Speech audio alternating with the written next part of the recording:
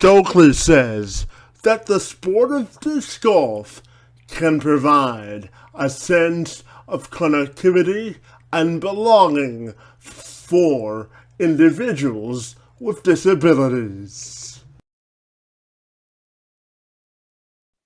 Sure. So I created an organization called Blue Power. It is not, it's nothing that I've monetized or ever will. You can't send me money if you want to support what I do. There's nowhere to send money to. I don't want anything from anybody.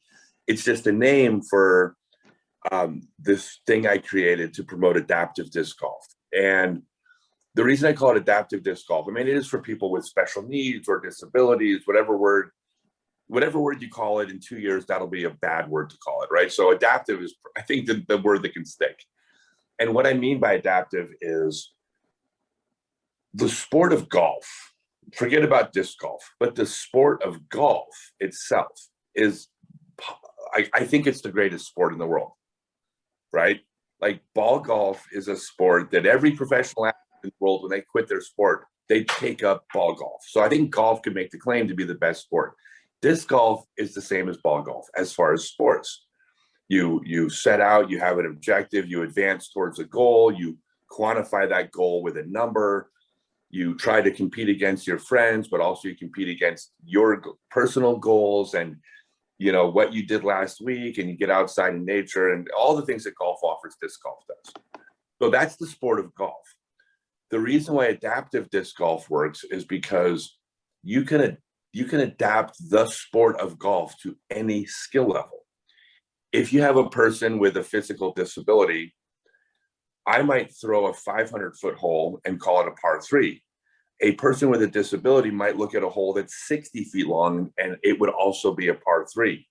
But to that individual, that is exactly the same sport that I'm playing. We've just shortened the hole. They can only throw 30 feet. I can throw a few hundred feet or whatever.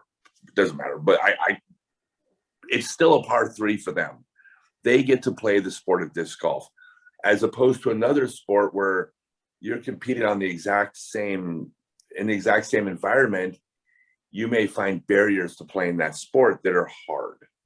Disc golf can be adapted. It can be made more difficult or less difficult, depending on the individual. The other thing is that people of different skill levels can play side by side. It is a parallel sport.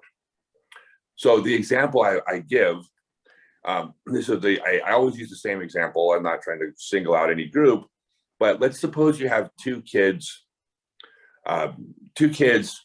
teenagers, and one of the kids in the family has Down syndrome. Those two kids can certainly go out and play tennis with each other. They can go out, they can enjoy their, the love they have for each other. They can get exercise. They can go enjoy. They can enjoy. One sibling can enjoy teaching the other how to play. Like, it's great that they can do that. But the one thing the sibling without Down syndrome isn't really able to do is actually play tennis. Because you have to change the game, you're playing with your kid brother. You're not playing the game of tennis against your kid brother, right? When you play a parallel sport, you're not playing against the individual.